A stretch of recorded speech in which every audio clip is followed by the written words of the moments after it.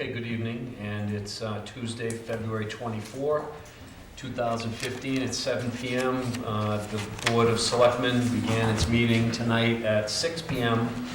and held an executive session relative to various collective bargaining matters. And we are now entering into the open meeting portion of our business meeting. As we always do at the outset of our meeting, I'd like to invite everyone here to join us in the Pledge of Allegiance. I pledge allegiance to the flag of the United States of America and to the republic for which it stands, one nation, under God, indivisible, with liberty and justice for all. Sorry about that. All right, so we have a few things to tend to this evening. The first item that we want to speak to is a discussion with Brenda Gould, the Executive Director at the Greater Lowell Habitat for Humanity, relative to a project soon to, I believe, commence here in Tewksbury, located at 110 State Street. So I'd welcome you to either use that microphone or just sit at the table. There's microphones there. Okay.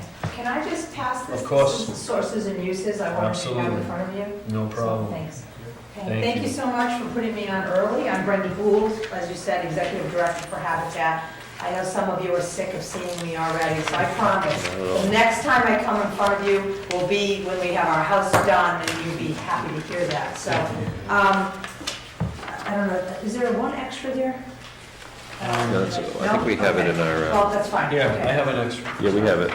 Okay, so the reason for my appearance today is just a very brief history so that we can come up to this point. Back about a year and a half ago, I met with Affordable Housing, the partnership group, and we talked about building in Tewksbury. I talked to them about the model of Habitat, how we get our land, how we get our funding. At that time, we had I'm going to say a verbal or a tentative agreement. I had requested $50,000 from either the Affordable Housing Partnership or the CPC funds, wherever I could get that from. So that was kind of discussed, and we then went to get land in Tewksbury.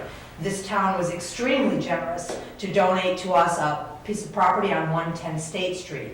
There is a building on that property, and so we decided to take the property without the town demolishing the building, because we also got a very generous offer from Mark Ginsburg to take care of the demolishing of the building. So we moved forward with that. In December, we went to close on the property, and we had a little bit of a surprise that there were some back taxes on the property, some penalties and some legal fees. So the town, again, being very generous, rounded up about $50,000 of funds, kind of the exact amount of money that I was looking for. This was a little bit of a surprise to everybody, but now lesson learned. When I come back looking for more land, I will know that I need to pay back taxes. So again, very generous of the town, took care of that. So a couple weeks ago, I went back to the Affordable Housing and I said, you know, that was a surprise. I was still looking for some funding. However, realizing that you were being very generous, in the meantime, I had done some grants, and we were awarded a federal home loan grant for about $28,000. So I came back to Affordable Housing and I said, would it be possible to fund $25,000? They then instructed me that you are the holders of the purse strings. So I put together a preliminary sources and uses. And in it, you will see that next to these sources, there are terms called committed, confirmed, and projected. So and you know what, my glasses, I can't even read half of this with that. But the confirmed is money that I actually have in the bank. So things like Dancing with the Realtors, they had done a fundraiser a couple years ago that we banked the money in anticipation of this. The Tewksbury Congregational Church has a commitment of $50,000. I'm sure that we will get to that, but right now it's not actual cash in hand. And you will see the same thing, the partnership is in there. Team build days are projected based on history. The grant, the federal home loan, is confirmed. The SHOP grant, which we got, is also confirmed. And that gets me, along with some in-kind sources, to the total of the project. Don't be afraid of the total of the project. Of course, it doesn't cost me that much to build, but we have to put the value of the land, the cost of the back taxes, the estimate for in-kind in there. And then you'll see down below that our actual cash out of pocket is really $178,000, not $470,000. But because the land was valued at a very high rate. So I realize I am coming to the well, and again, I can't thank you enough for your generosity. And the town has been wonderful, and I hope that this is the beginning of a partnership, because we'd love to build again. Now I kind of know the ropes. I know if I can get land, that there's probably back taxes associated with it, and I will budget accordingly for that. But this was the first time I have worked with the town. So my request in front of you is, if it would be possible, to ask once again for 25 instead of 50,000. And there isn't anybody that was at the Affordable Housing Committee meeting, but I'm hoping that someone, this isn't a surprise, and somebody did bring it up before. I know, Scott, I had met with you way back originally. Absolutely. So that's where I am. You know, Habitat's motto is we're a hand up, not a handout. But in my job, I am always with my hand out. So I appreciate comments, questions. I know this is not an easy request, and I don't know if you need to talk through it or. Okay. Tell us, before we ask any questions, tell us where you are with respect to the timeline. If these funds were to fall in place, Yep. what's the big Okay, picture? well, we had planned to really break ground around the holidays, but the snow, as I'm using as an excuse, but truly is. So right now, this is where we're at. We have the family done, selected. She is currently in the process of looking for a job. She's applied to a position in Tewksbury. She is not a resident of Tewksbury now, but she is looking for a job. She's a mom of 3. So the house design has been set up. It is going to be a ranch. We ran into a little bit of a problem. We thought we weren't going to have to go for a variance. We thought we fit into the footprint of the current house, but in fact, we do need a variance for setback because it's on State Street in Callahan. So technically, we have 2 front yards. So on Thursday night, we are going to the Board of Appeals, and hopefully that will be a positive outcome. We have, the National Grid has shut off any services, I guess, that's on the property. We have, courtesy of the Congregational Church, a person to take down the trees who is planning to do that in the next 2 weeks. Mark Ginsburg is scheduled to do the demolition the beginning to middle of March, and he assures us that he will be able to dig and excavate, and then we are ready to roll. So we hope to have this house completed. We're looking for December of this year, but depending on how we get rolling, it could slide to the spring. So the family knows that by March, this time next year, they will be in the house. Okay. And that's where we're at. Okay. Mr. Montori, by chance, can you maybe fill in any blanks? Do you know that the Housing Partnership has had a meeting? They did. Have they taken a position on No, this? I don't think they had a quorum to vote on it. Okay. They didn't seem to be any No, we opposition. did not have a quorum to vote. They supported the transfer. Right. Okay. So, questions, Mr. Wentworth? I do. I appreciate the work that you're doing. I know that you have 40,000 confirmed from dancing with the realtors and 10,000 committed, 50,000 committed from the Congregational Church. And do you have contingency plans in place if that funding doesn't come through? Is there a chance you may be coming back looking for? No, we won't come back to you again, I promise. What we will do is the house will get a little bit more delayed, but we'll finish the house. We'll find a to way do the fundraising? at some point to fundraise Okay.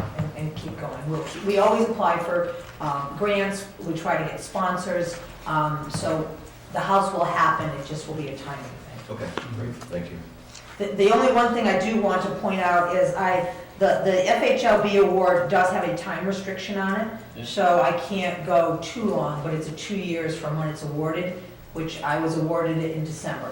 So I don't see that it would go longer than 2 years. Okay. Any other questions? I do have one. I'm just curious, in your experience, maybe in other communities, what, can you kind of speak to maybe the average contribution that you might get from something like a housing partnership in another town? I know circumstances are going to vary, but Right. as the price tag from the housing partnerships perspective has increased a little bit, Mhm. it raises questions about, the return, if you will, on investment. So there's a limit to what's reasonable. And I'm curious what your experience is in other communities relative to, in this case, would be potentially a $75,000 contract. 75 is high, I will admit. So I've been executive director since December 2011. We were in the middle of a project in Bedford where we built 8 homes. The way that worked is they donated the land for $600,000 and their affordable housing, and I get this a little bit combined with community preservation, sometimes it comes through them. They gave us $32,000. We didn't have to ask for money until the very end. So we didn't ask for money to begin with. That was Bedford. In Westford, I was on the board, but prior to my position, Westford gave us about $40,000 for the house that we did there. Billerica does not get community preservation, so they have not given us money. And neither does Lowell, but they did donate the land. Right now, I have a proposal in front of Westford again.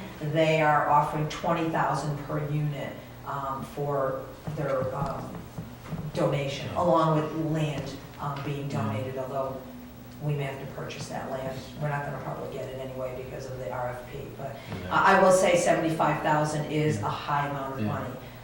The average is more like 35 to 40 when I average it out.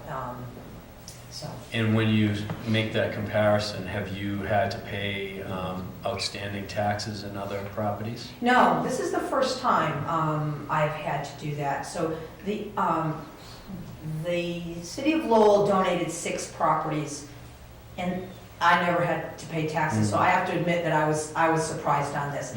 Billerica donated their property, and we didn't have to pay anything on that. However, I will tell you, I'm also working with the town of Dracut, and this is very similar, that they have a back tax and legal cost associated with some land. So I'm learning that this, in fact, getting land donated is very difficult, Sure. and then the taxes seem to be a Yeah. part of that. So now I have to budget in line item for such things going forward. And I imagine in part that goes to being able to provide clear title to the property. Right, doing title searches and all. And Mr. Montori, I assume that this is kind of like an internal transaction ultimately, right? Yeah. We're taking funds from the trust fund and then it's transferred to pay the taxes that, Just runs Benefit the general to- fund, very close to free cash.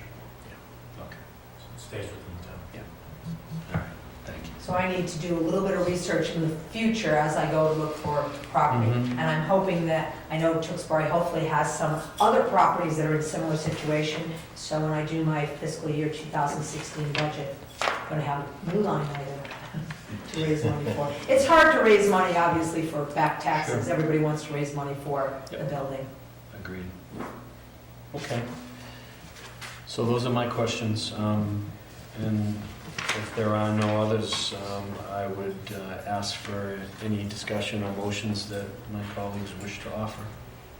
I'm going to offer a motion that we approve moving forward with the $25,000 request out of the local housing partnership fund, It's the Affordable Housing Trust. affordable housing trust. Did I say local housing? I The don't- brain, the affordable housing trust fund. I'll second that. All right, so we have a motion made by Mr. Wilson, seconded by Mr. Panelitis, in the amount of $25,000. All those in favor, please signify by saying aye. Aye. Any opposed? The chair votes aye as well to make that unanimous. So you have that commitment Thank you moving very much. forward. And I'd ask just maybe through the town manager's office, as you hit some of those benchmarks, if you could just apprise us of that. We'd I would, I'd really like to appreciate come back that. maybe in a few months, give you some updates, and I know Yep. Bruce will also know some, because we'll be meeting Yep. with the church as well. But As well. I think it's gonna go really smoothly. It's a Right. cute little ranch house, And I think it's gonna look really great in the I neighborhood. drive that road every day on the way to work, so I will She's so look excited, forward so to it's keeping gonna be a in lot of fun. progress. Yeah. So, good, Thank you. well, thank you so much again. Okay. I promise you'll only see me for updates. Okay. Thank you. Thank you. Have a good night. Thank you. All right, we have an item that's next scheduled at 7:30, and I just want to ask Mr. Wilson, do you have members of your committee who you're expecting who may not be here yet?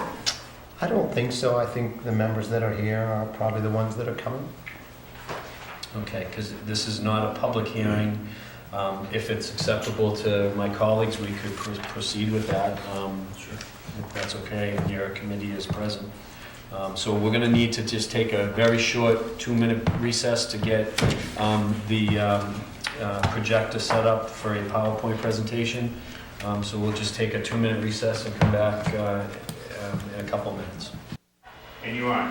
All right, so we'll call the meeting back to order at 7:20 p.m. And I'll welcome Selectman Wilson and fellow members of the Beautification Committee to talk to us about, I guess, 2 items, right? Switchbox project and also some guidelines related to the Adopt an Island program. Okay, so I'll turn it over to you folks. So just so everyone at home knows who's here, we have to my right, Paige Imping Yeah. and Jackie Stone. Welcome to you both. Jackie is the chairperson of our committee. As you know, in the fall, we came and discussed with the board a couple different projects that we wanted to implement. And with those discussions, there were concerns, there were some good questions asked by the board. So the committee has taken some time to sort of take in that feedback, and then we wanted to come back to you with a plan. I would say that the switch box art project is certainly, I would say, time sensitive, just in the sense that with the process that we have laid out and that we'd like to follow, we'd certainly like to be able to try and get moving with that sooner than later.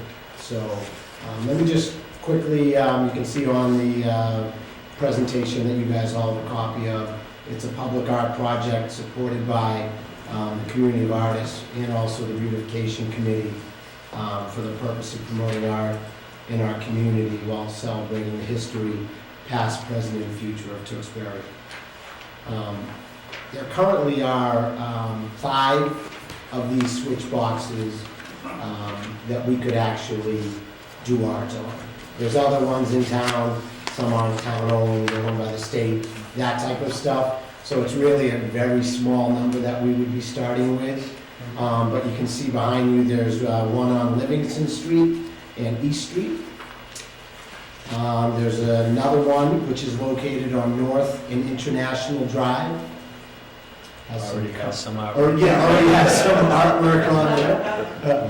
The next one is located on Radcliffe Road and Andover Street. We have one on Andover Street and North Street.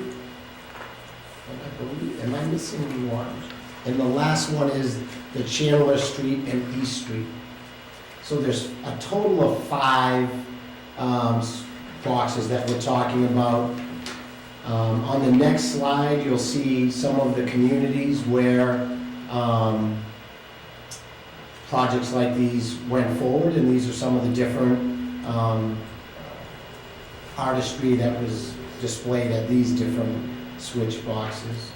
So really, the next step here is the call to the artist. This is sort of the challenging part, where we'll find out what this program is going to look like, where we reach out.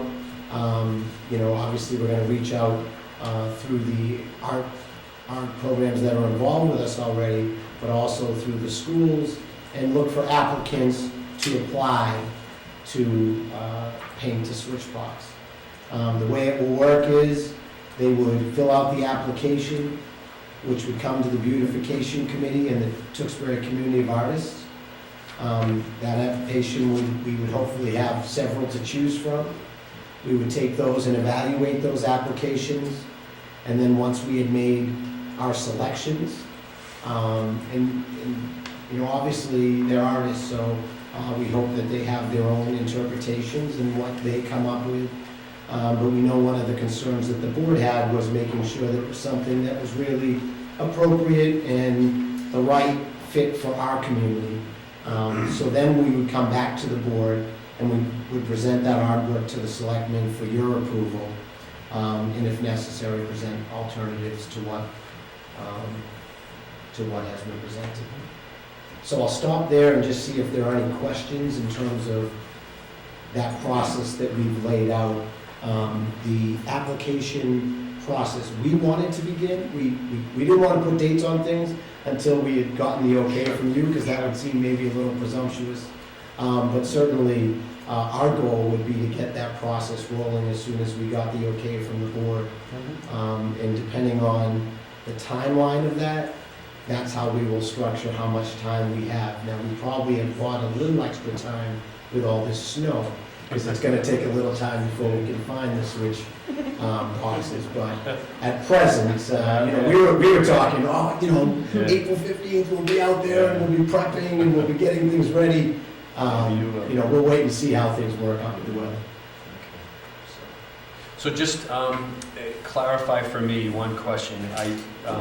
Is it your intention to allow or solicit sort of open-ended ideas from any interested artist, or are you creating a theme that you're asking them to adhere to? How are you approaching it from that standpoint? Sure. What we've done as a way to try to rein in the creativity of the different artists is to have them depict Tewksbury as they would envision it, past, present, or future. And that gives a great amount of latitude, but it also helps, I think, to keep it in a community theme. Super. Okay. Great. Mr. Penrose, any questions? Yeah, just, you mentioned there's only 5 that are directly accessible currently that are on, I assume, town land. Are there ways that we could get permission to do, let's say this is successful, which I assume it will be, to get available, to have that permission for those other switch boxes that sit throughout town? Jackie, I know one of you had looked into that, and it was quite an extensive process. Yeah, the state 2 years ago put in place some fairly restrictive rules around public art projects on state-owned property. Route 38 being the one that most impacts us.